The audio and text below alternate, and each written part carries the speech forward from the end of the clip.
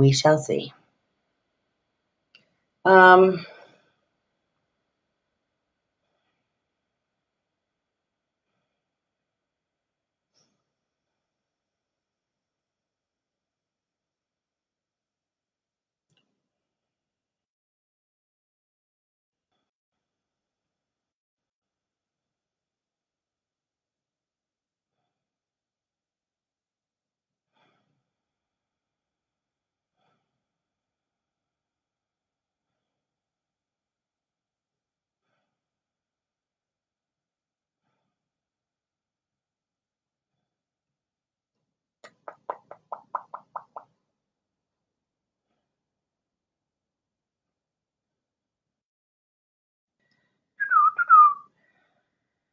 there's Ramiro. How was your birthday?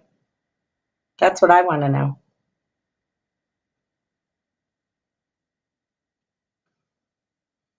All right, let's see.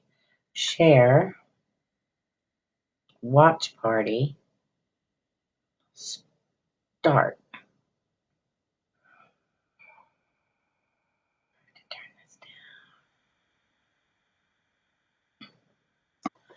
All right.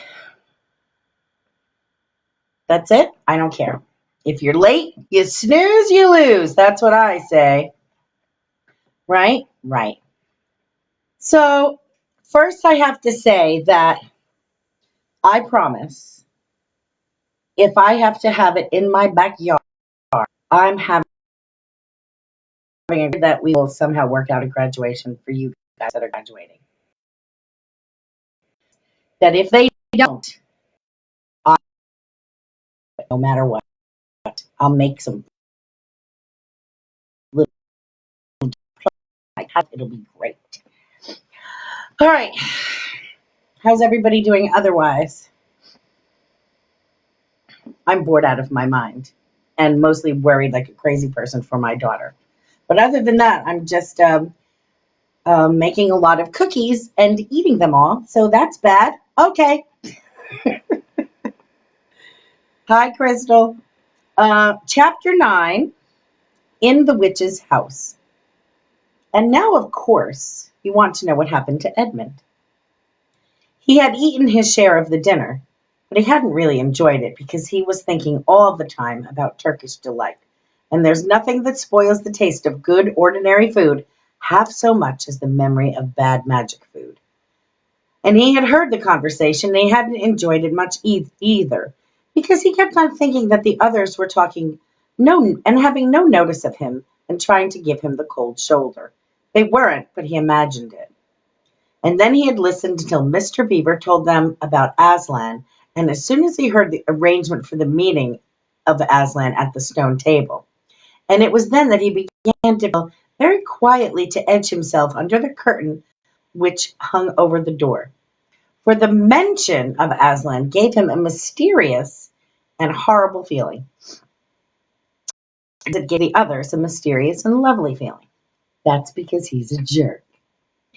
Sorry, I needed to add that.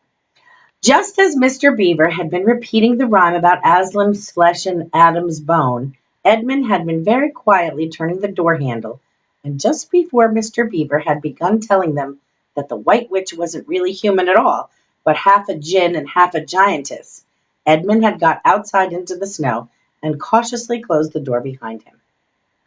You mustn't think that even now Edmund was quite so bad that he actually wanted his brothers and sisters to be turned into stone. He did want Turkish delight, and he wanted to be a prince and later a king, and to pay Peter back for calling him a beast. As for what the witch would do with the others, he didn't want her to be particularly nice to them, certainly not to put them on the same level as himself, but he managed to believe, or pretend he believed, that she wouldn't do anything very bad to him, because, he said to himself, all these people who say nasty things about her are her enemies, and probably half of it isn't true. She was jolly nice to me anyway, much nicer than they are. I expect she is the rightful queen, really. Anyway, she'll be better than that awful Aslan. At least, that was the excuse that he made in his own mind for what he was doing. It wasn't a very good excuse, however, for deep down inside him, he really knew that the White Witch was bad and cruel. The first thing he realized when he got outside and found the snow falling all around him was that he had left his coat inside at the beaver's house. And of course, there was no chance of going back to get it now. The next thing he realized was that the daylight was almost gone, for it had been nearly 3 o'clock when they sat down to dinner, and winter days were short. He hadn't reckoned on this, but he had to make the best of it. So he turned up his collar and shuffled across the top of the dam. Luckily, it wasn't too slippery since the snow had fallen to the far side of the river. It was pretty bad when he reached the far side, though. It was growing darker every minute, and what with that and the snowflakes whirling all around him, he could hardly see 3 feet ahead. And then, too, there was no road. He kept slipping into deep drifts of snow and skidding on frozen puddles and tripping over half-fallen trees, sliding in banks, and barking his shins against rocks till he was wet and cold and bruised all over. The silence and the loneliness were dreadful. In fact, I really think he might have given up the whole plan and gone back and owned up to it and made friends with the others if he hadn't happened to say to himself, "When I'm the Queen of Narnia, the first thing I will do is to make some decent roads."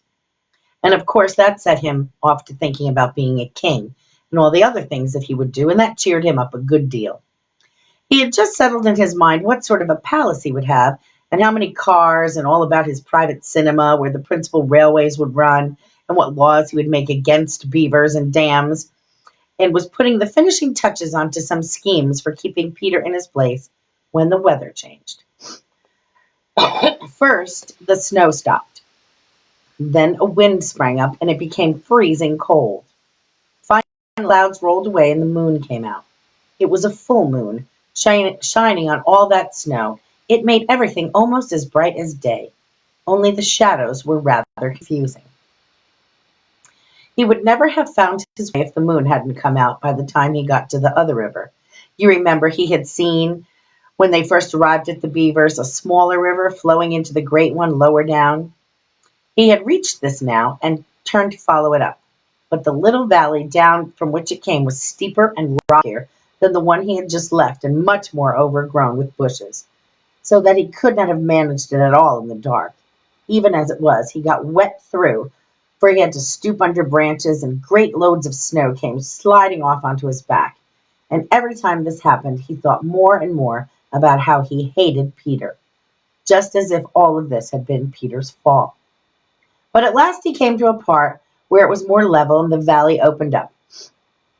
And there on the other side of the river, quite close to him in the middle of a little plain between the two hills, he saw what must be the White Witch's house. The moon was shining brighter than ever. The house was really a small castle.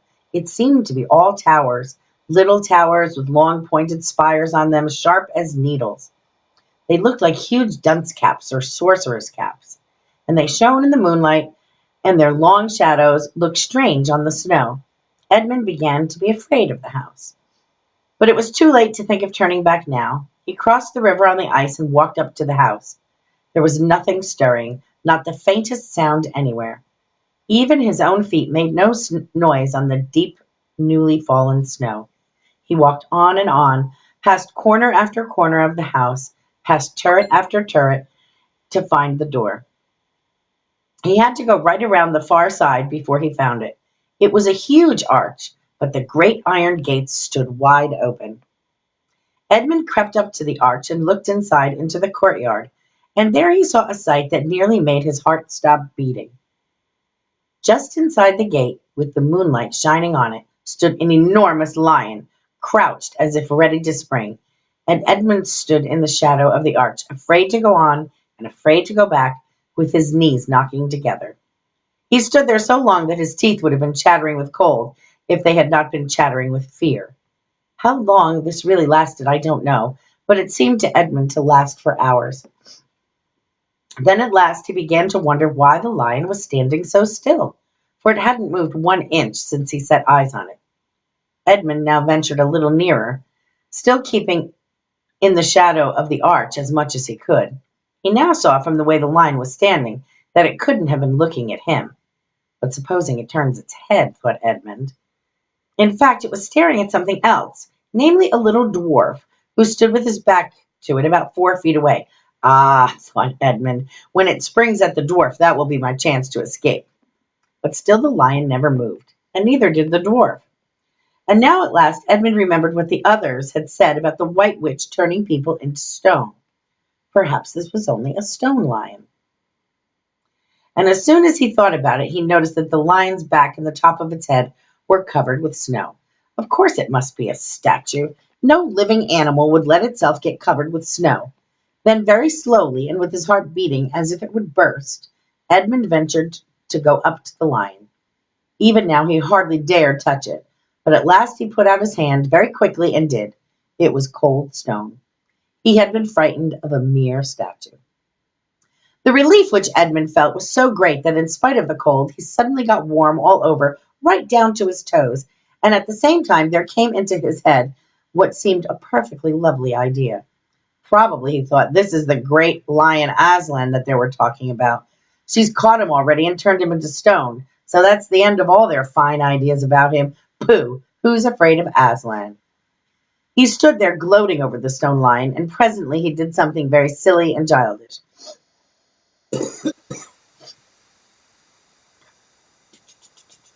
He took a stump of lead pencil out of his pocket and scribbled a mustache on the lion's upper lip, and then a pair of spectacles on its eyes, and said, "Ha ha, silly old Aslan, how do you like being stoned? You thought yourself mighty fine, didn't you?" But in spite of the scribbles on the face of the great stone beast, it still looked terrible, sad, and noble, staring up into the moonlight that Edmund didn't really get any fun out of jeering at him. He turned away and began to cross the courtyard. As he got into the middle of it, he saw that there were dozens of statues all about, standing here and there, rather as pieces on a chessboard went way through the game. There were stone satyrs, and stone wolves, and bears, and foxes, and catamountains. There were lovely stone shapes that looked like women, but who were really the spirits of the trees. There was a great shape of a centaur, and a winged horse, and a long, lithe creature that Edmund took to be a dragon. They all looked so strange standing there perfectly lifelike and also perfectly still in the cold, bright moonlight, that it was an eerie work crossing the courtyard. Right in the very middle stood a huge shape like a man, but as tall as a tree, with a fierce face and a shaggy beard and a giant club in his right hand. Even though he knew it was only a stone giant and not a live one, Edmund did not like going past it. He now saw that there was a dim light showing from a doorway on the far side of the courtyard. He went to it, and there was a flight of stone steps going to an open door. Edmund went up them. Across the threshold lay a great wolf. It's all right, he kept saying to himself. It's only a stone wolf. It can't hurt me. He raised his leg to step over it. Instantly, the huge creature rose, and with all the hair bristling along its back, opened a great red mouth and said in a growling voice, "Who's there? Stand still, stranger, and tell me who you are." "If you please, sir," said Edmund, trembling so that he could hardly speak, "my name is Edmund, and I am the son of Adam that Her Majesty met in the wood the other day, and I've come to bring her news that my brother and sisters are now in Narnia, quite close, in the beaver's house, and she wanted to see them."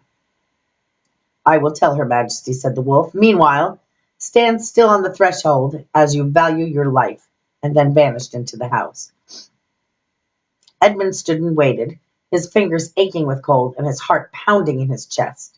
And presently the great wolf, Maugrim, the chief of the witches' secret police, came bounding back and said, come in, you fortunate favorite of the queen, or else not so fortunate." Edmund went in, taking great care not to tread on the wolf's paws. He found himself in a long, gloomy hall filled with many pillars and many statues. The one nearest the door was a little fawn with a very sad expression on its face, and Edmund couldn't help but wondering if this might be Lucy's friend. The only light came from a single lamp, and close behind this sat the White Witch.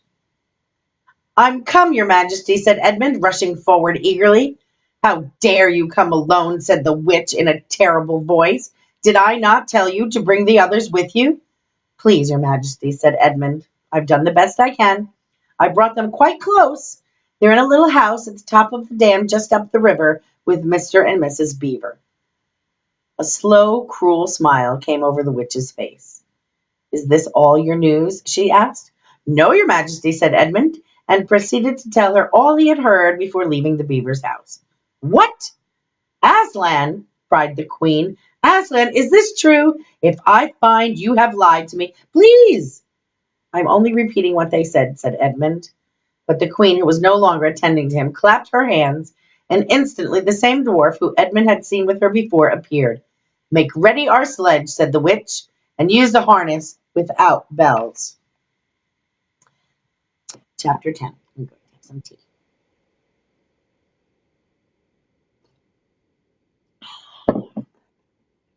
Chapter 10. The spell begins to break. Now we must go back to Mr. and Mrs. Beaver and the three other children. As soon as Mr. Beaver said, "There's no time to lose," everyone began bundling themselves into coats, except Mrs. Beaver, who started picking up sacks and laying them on the table and said, "Now, Mr. Beaver, just reach down that ham, and here's a packet of tea and sugar and some matches, and if someone will get 2 or 3 of loaves out of the crock over here in the corner." "What are you doing?" asked Mrs. Beaver, exclaimed Susan. "Packing a load for each of us, dearie," said Mrs. Beaver very coolly. "You didn't think we'd set out on a journey without nothing to eat, would you?" "But we haven't time," said Susan. "She may be here any minute." "That's what I say," said Mr. Beaver. "Get along with you all," said his wife. "Think it over, Mr. Beaver. She can't be here for a quarter of an hour at least." "But don't we want as big a start as we can possibly get," said Peter, "if we're to reach the stone table before her?" "You've got to remember that, Mrs. Beaver," said Susan. "And as soon as she has looked in here and sees that we're gone, she'll be off at top speed." "That she will," said Mrs. Beaver, "but we can't get there before her, whatever we do, for she'll be a sledge. And well, then we have no hope," said Susan. "Don't fussing about it, that's a dear. Just get a half a dozen clean handkerchiefs out of the drawer, because we got a hope. We can't get there before her, but we can keep under cover and go by ways that she won't expect, and perhaps we'll get through." "That's true enough, Mrs. Beaver," said her husband, "but it's time we were out of this." "And don't you start fussing either, Mr. Beaver," said his wife. "Here, that's better. Here's 5 loads, and the smallest for the smallest of us. That's you, dear," looking at Lucy. "Well, I'm nearly ready now," said Mrs. Beaver, looking around her house and helping her husband into his snow boots. "I suppose the sewing machine is too heavy to bring?" "Yes, it is," said Mr. Beaver, "and a great deal too heavy. And you don't think you'll be able to use it while we're on the run, I suppose?" "I just can't abide the thought of that witch fiddling with it, or breaking it, or stealing it." "Oh, please, please do hurry," said the 3 children. And so at last they all got outside, and Mr. Beaver locked the door. "It'll delay her a bit," he said. And they set off, all carrying their loads over their shoulders. The snow had stopped, and the moon had come out when they had began their journey. They went in single file. First Mr. Beaver, then Lucy, then Peter, then Susan, and Mrs. Beaver last of all. Mr. Beaver led them across the dam and onto the right bank of the river, then along a very rough sort of path among trees right down by the river bank. The sides of the valley, shining in the moonlight, towered up far above them on either side. "Best keep down here as much as possible," he said. "She'll have to keep to the top, for he couldn't bring a sledge down here." It would have been a pretty enough scene to look at through a window from a comfortable armchair, and even as things were, Lucy enjoyed it at first. But as she went on carrying and walking, and as the sack that she was carrying felt heavier and heavier, she began to wonder how she was going to keep up at all. And she stopped looking at the dazzling brightness of the frozen river with the waterfalls of ice and the white masses of treetops and the great glaring moon and the countless stars, and she could only watch the little short legs of Mr. Beaver going pad, pad, pad through the snow in front of her, as if they were never going to stop. Then the moon disappeared, and the snow began to fall once more. And at last Lucy was so tired that she was almost asleep and walking at the same time, when suddenly she found Mr. Beaver had turned away from the river bank to the right, and was leading them steeply uphill into the thick of bushes. And then she came fully awake when she saw that Mr. Beaver was just vanishing into a little hole in the bank, which had been almost totally hidden under the bushes until you were quite on top of it. In fact, by the time she realized what was happening, only his short, flat tail was showing. Lucy immediately stooped down and crawled in after him. Then she heard noises of scrambling and puffing and panting behind her, and in a moment all 5 of them were inside. "Wherever is this?" said Peter, his voice sounding tired and pale in the darkness. I hope you know what I mean by a voice sounding pale. "It's an old hiding place for beavers in bad times," said Mr. Beaver, "and it's a great secret. It's not much of a place, but we must get a few hours of sleep." "If you hadn't all been in such a hurry and a fuss to get starting, I would have brought us some nice pillows and blankets," said Mrs. Beaver.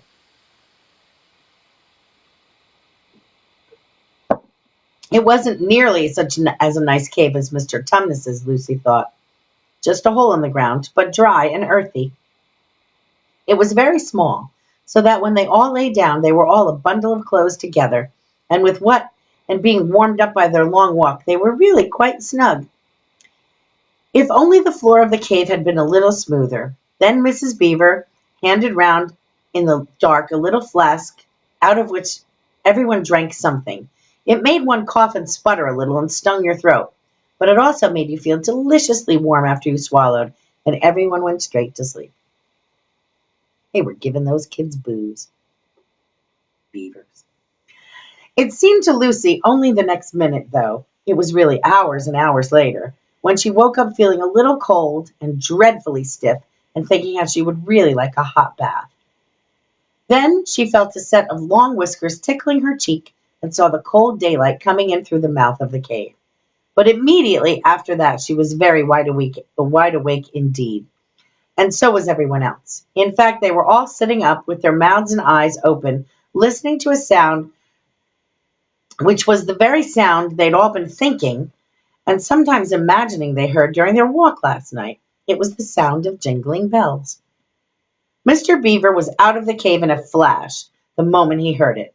Perhaps you think, as Lucy thought for the moment, that this was a very silly thing to do, but it was really a very sensible one. He knew he could scramble to the top of the bank among the bushes and brambles without being seen, and wanted above all things to see which way the witch's sledge went. The others all sat in the cave waiting and wondering. They waited nearly 5 minutes. Then they heard something that frightened them very much. They heard voices. "Oh," thought Lucy, "he's been seen. She caught him." Great was their surprise when a little later they heard Mr. Beaver's voice calling them to come from outside the cave. "It's all right," he was shouting. "Come out, Mrs. Beaver. Come out, sons and daughters of Adam. It's all right. It isn't her." This was bad grammar, of course, but that's how beavers talk when they're excited. I mean, in Narnia, in our world, they don't usually talk at all. You think. So Mrs. Beaver and the children came bundling out of the cave, all blinking in the daylight and with earth all over them, and looking very frosty and unbrushed and uncombed and with sleep in their eyes. "Come," said Mr. Beaver. He was almost dancing with delight. "Come and see. This is a nasty knock for the witch. It looks as if her power is already crumbling." "What do you, Mr. Beaver?" panted Peter as they scrambled up the bank. "Didn't I tell you," said Mr. Beaver, "that she made it always winter and never Christmas? Didn't I tell you? Well, come and see." And then they were all at the top, and they did see. It was a sledge.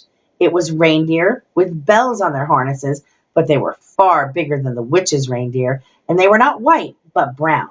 And on the sledge sat a person with whom everyone knew the moment they set eyes on him. He was a huge man in a red robe, bright as holly berries, with a hood that had fur inside and a great white beard that fell like a foamy waterfall over his chest. Everyone knew him because though you see people of his sort only in Narnia, you see pictures of them and hear how they talk about even in our world, the world on this side of the wardrobe door. And when you see them in Narnia, it is rather different. Some of the pictures of Father Christmas in our world make him only look funny and jolly. But now the children actually stood looking at him, and he didn't quite look like that. He was big and so glad and so real that they all became quite still. They felt very glad, but also very solemn. "I've come at last," he said. "She kept me out for a good long time, but I got in at last. Aslan is on the move. The witch's magic is weakening." Lucy felt running through her a deep shiver of gladness, which you only get if you are being solemn and still. "And now," said Father Christmas, "for your presents. There is a new and better sewing machine for you, Mrs. Beaver. I'll drop it in your house as I pass." "If you please, sir," said Mrs. Beaver, making a curtsy. "It's locked up." "Locks and bolts make no difference to me," said Father Christmas. "And as for you, Mr. Beaver, when you get home you will find your dam finished and mended and all the leaks stopped and a new sluice gate fitted." Mr. Beaver was so pleased that he opened his mouth very wide and then found he couldn't say anything at all. "Peter, Adam's son," Father Christmas said. "Here, sir," said Peter. "These are your presents," were the answer, "and they are tools, not toys. The time to use them is perhaps near at hand. Bear them well." With those words, he handed Peter a shield and a sword. The shield was the color of silver, and across it ramped a red lion as bright as a ripe strawberry at the moment when you pick it. The hilt of the sword was of gold, and it had a sheath and a sword belt and everything it needed. And it was just the right size and weight for Peter to use. Peter was silent and solemn as he received these gifts, for he felt they were a very serious kind of present. "Susan, Eve's daughter," said Father Christmas, "these are for you." He handed her a bow and a quiver full of arrows and a little ivory horn. "You must use the bow only in great need," he said, "for I do not mean for you to fight in the battle. It does not easily miss. And when you put this horn to your lips and blow it, then wherever you are, help of some kind will come to you. Last of all," he said, "Lucy, Eve's daughter." And Lucy came forward. He gave her a little bottle of what looked like glass, but people afterward said that it was made of diamond, and a small dagger. "In this bottle," he said, "there is a cordial made of a juice of one of the fire flowers that grow in the mountains of the sun. If you or any of your friends are hurt, a few drops of this will restore them. And the dagger is to defend yourself at great need, for you are also not to be in the battle." "Why, sir," said Lucy, I don't know, but I think I could be brave enough." "That is not the point," he said. "Battles are ugly when women fight. And now," here he suddenly looked less grave, "here is something for the moment for you all." And he brought out, I suppose from the big bag on his back, and nobody quite saw him do it, a large tray containing 5 cups and saucers, a bowl of lump sugar, a jug of cream, and a great big teapot all sizzling and piping hot. Then he cried out, "Merry Christmas! Long live the true king!" and cracked his whip, and he and the reindeer and the sledge and all were out of sight before anyone realized that they had even started. Peter had just drawn his sword out of the sheath and was showing it to Mr. Beaver when Mrs. Beaver said, "Now then, come then. No standing around while the tea's going to get cold, just like men. Come and help carry the tray down, and we'll have breakfast. What a mercy I thought of bringing the bread knife."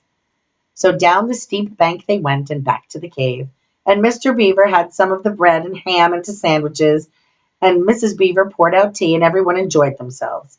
And long before they finished enjoying themselves, Mr. Beaver said, "Time to be moving on now." Chapter 11. Aslan is nearer. Edmund, meanwhile, was having a most disappointing time. He deserves it because he's a rotten kid.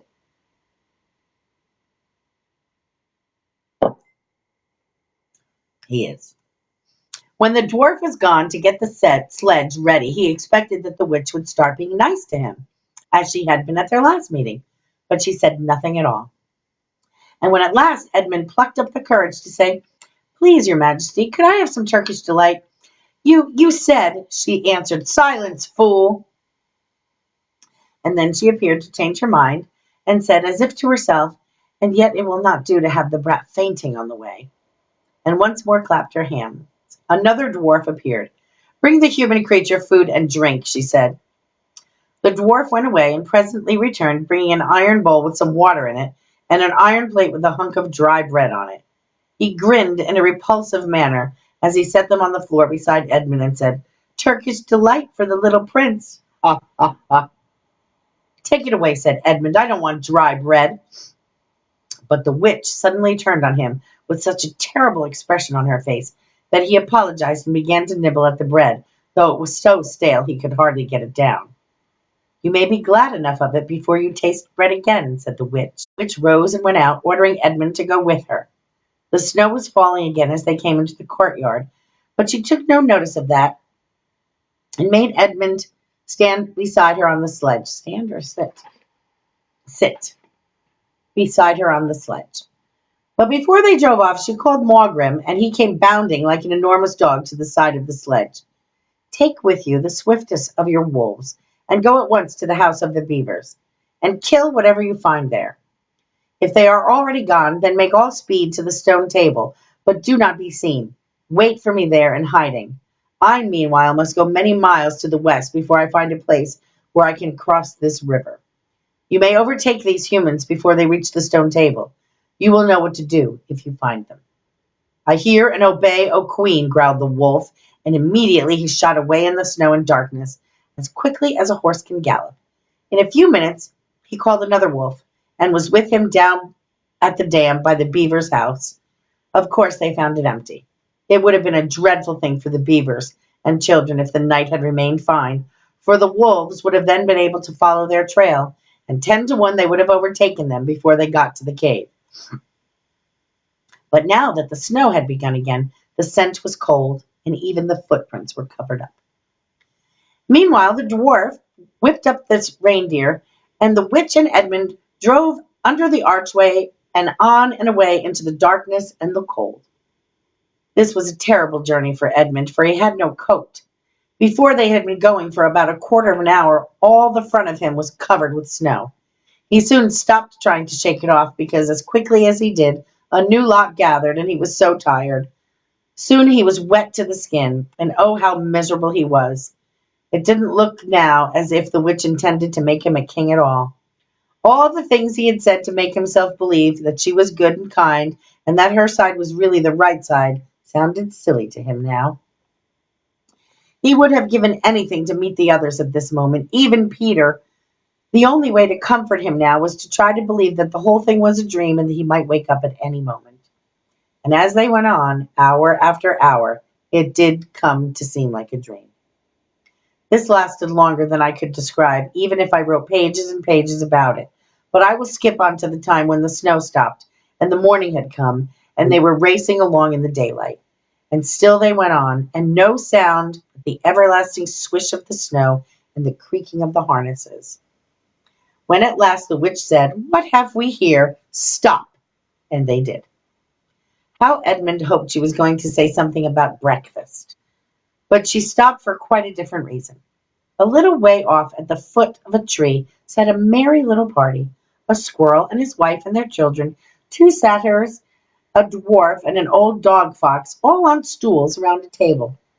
Edmund couldn't quite see what they were eating, but it smelled lovely, and there seemed to be decorations of holly, and he wasn't at all sure that he didn't see something like a plum pudding. At the moment when the sledge stopped, the fox, who was obviously the oldest person present, had just risen to its feet, holding a glass in its right paw as if it was going to say something. But when the party saw the sledge stopping and who it was, all the gaiety went out of their faces. The father squirrel stopped eating with his fork halfway to his mouth, and one of the satyrs stopped with its fork actually in its mouth, and the baby squirrel squeaked with terror. "What is the meaning of this?" asked the witch queen. Nobody answered. "Speak, vermin," she said again, "or do you want my dwarf to find your tongue with his whip? What is the meaning of all this gluttony, this waste, this self-indulgence? Where did you get all of these things?" "Please, your majesty," said the fox, "we were given them. And if I might be so bold as to drink to your majesty's very good health." "Who gave them to you?" said the witch. Father Christmas," stammered the fox. "What?" roared the queen, springing from the sledge and taking a few strides near to the terrified animals. "He has not been here. He cannot have been here. How dare you? Say you have been lying, and shall even now be forgiven." At the moment, one of the young squirrels lost its head completely. He has, he has, he has, it squeaked, beating its little spoon on the table. Edmund saw the White Witch bite her lips so that a drop of blood appeared on her white cheek. Then she raised her wand. "Oh, don't, please don't," shouted Edmund. But even while he was shouting, she had waved her wand, and instantly the merry little party they were only now stone statues of creatures, one with its fork fixed forever halfway to its mouth. They were seated at a stone table on which there were stone plates and a stone plum pudding.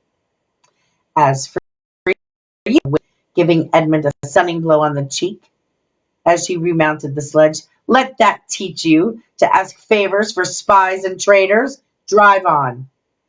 And Edmund, for the first time in the story, felt sorry for someone besides himself. It seemed so pitiful to think that those little stone figures sitting there all the silent days and all the dark nights, year after year, until the moss grew on them and at last even their faces crumbled away. Now they were steadily racing on again, and soon Edmund noticed that the snow, which splashed them again as they rushed through, was much wetter than it had been last night. At the same time, he noticed that he was feeling much less cold, and it was becoming foggy. In fact, every minute it got foggier and warmer, and the sledge was not running nearly as well as it had been running up until now. At first, he thought this was because the reindeer were tired, but soon he saw that it couldn't be the real reason. The sledge jerked and skidded and kept on jolting as if it had been struck against stones. However, however the dwarf whipped the poor reindeer, the sledge went slower and slower.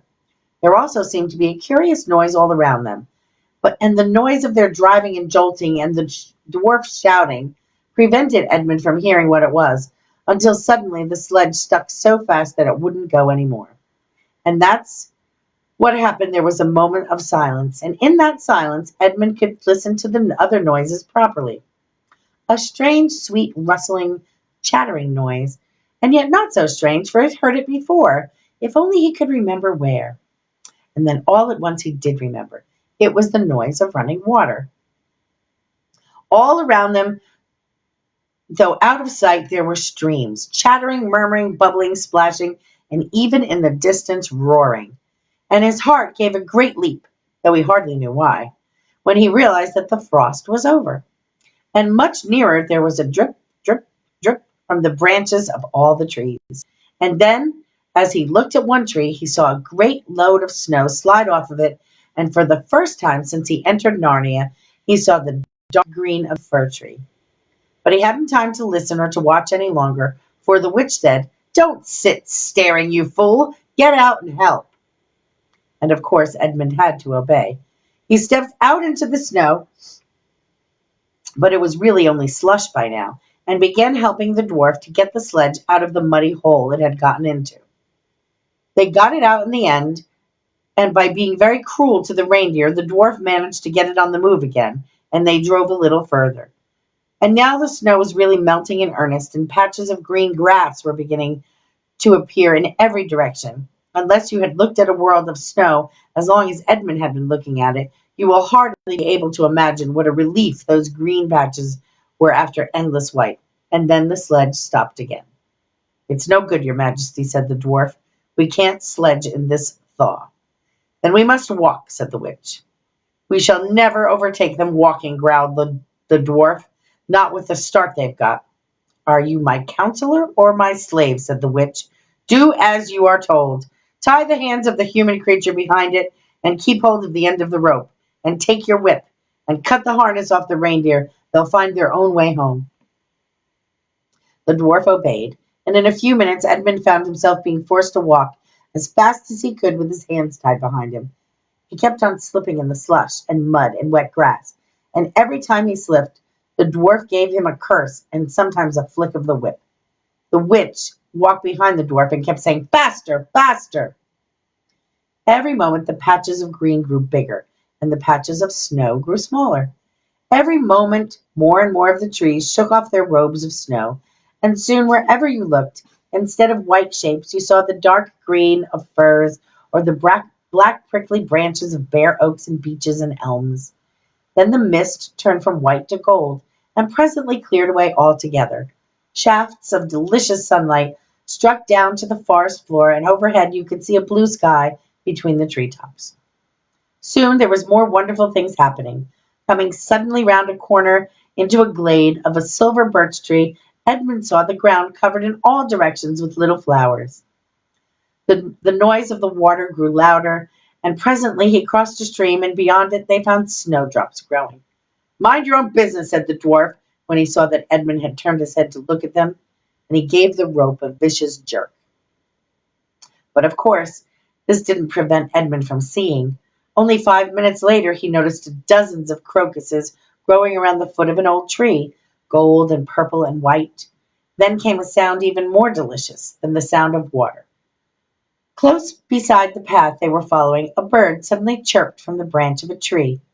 It was answered by the chuckle of another little bird further off, and then, as if it had been a signal, there was chattering and chirping in every direction, and then a moment of full song, and within 5 minutes the whole wood was ringing with bird music, and wherever Edmund's eyes turned he saw birds alighting on branches, sailing overhead, or chasing one another, or having little quarrels, or tidying up their feathers with their beaks. Faster, faster, said the witch. There was no trace of the fog now. The sky became bluer and bluer, and now there were white clouds hurrying across it from time to time. In the white glades there were primroses. A light breeze sprang up, which scattered drops of moisture from the swaying branches and carried cool, delicious scents against the faces of the travelers. The trees began to come fully alive. The larks and the birches were covered with green, the laburnums with gold, and the beech trees had put forth their delicate, transparent leaves. As the travelers walked under them, the light also became green, and a bee buzzed along their path. This is no thaw, said the dwarf, suddenly stopping. This is spring.